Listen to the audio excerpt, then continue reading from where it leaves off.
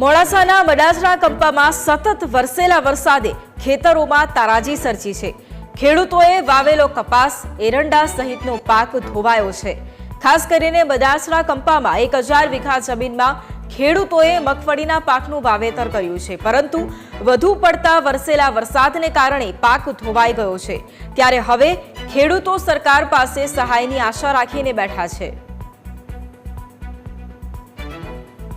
ખેતર જે ઊભા છે એ ખેતર 5.5 વીઘાનું ખેતર છે અને આ 23, 24, 25 દરમિયાન જે હેવી વરસાદ થયો એ વરસાદના કારણે ખેતરમાં એક સાથે પાણી આવતા આખું ખેતર ધોવાઈ ગયું છે। આપ જોઈ શકો છો સ્થિતિ વચ્ચોવચ્ચ બિલકુલ બે ભાગ થઈ ગયા છે। વચ્ચેથી નદી નીકળી હોય, નાળું નીકળી ગયું હોય એવી ભયંકર હાલત છે। આ સ્થિતિ ખેડૂત પોતે ફરી પાછો પોતાની જાતે બેઠો થઈ શકે એવી સ્થિતિ નથી। એટલે ખેડૂતની પણ અપેક્ષા હોય કે સ્વાભાવિક સરકાર જો આને મદદ કરે તો ફરી નવેસરથી ખેતર લેવલ થાય।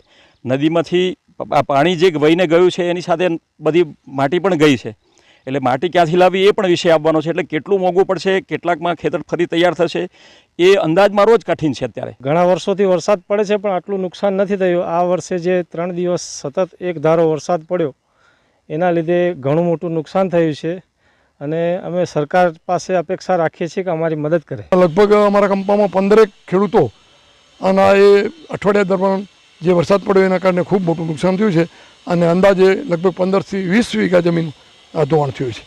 અમારી માગણી એવી છે કે સરકાર તરફથી સર્વે થાય અને જે આ માટી ધોવાઈ ગઈ છે ને ખેતરોનું ધોવાણ થયું છે એનું સર્વે થયા પછી અમને જો થોડી ઘણી રાહત મળે સરકાર તરફથી મદદ મળે એવી આશા છે। અરવલ્લી જિલ્લામાં છેલ્લા 3 દિવસથી જે સતત વરસાદ વરસી રહ્યો હતો, જે 20 ઇંચથી વધુ વરસાદ વરસ્યો છે, જેના કારણે ખેડૂતો મુશ્કેલીમાં મુકાયા છે। આપણે પહોંચ્યા છે જે મડાસણા જે કંપા છે ત્યાં ગામની અંદર જે 20 ઇંચથી જે વધુ વરસાદ વરસ્યો, જેના કારણે જે પાણીનો પ્રવાહ આવ્યો અને જ્યાં ખેતરો બેટમાં ફેરવાયા હતા અને ત્યારબાદ ખેતરોનું જે ધોવાણ થઈ ચૂકી છે, કારણ કે જે આ વિસ્તારની અંદર વરસાદ પડ્યો તેના કારણે જે ખેડૂતોનો પાક પણ નષ્ટ પામ્યો છે। આ જે ખેતર છે જે 5 વીઘાનું જે ખેતર હતું તે ખેતરની અંદર સતત જે પાણીનો પ્રવાહ વહેતો રહ્યો, જેના કારણે જે અહીંયા જે માટી હતી તે પણ તણાઈ ચૂકી છે। ત્યારે ખેડૂતો દ્વારા પણ એક માગણી કરવામાં આવી રહી છે કે સર્વે કરવામાં આવે, કારણ કે સતત વરસાદના કારણે જે આ તારાજીના જે દ્રશ્યો છે, કારણ કે જે ખેડૂત દ્વારા જો અહીંયા જે પૂરણ કરવામાં આવે તો સૌથી વધુ ખર્ચો છે। ત્યારે ખેડૂત એક માગણી કરી રહ્યો છે કે સરકાર દ્વારા યોગ્ય જે સર્વે કરવામાં આવે અને સહાય ચૂકવણી કરવામાં આવે, જેથી કરીને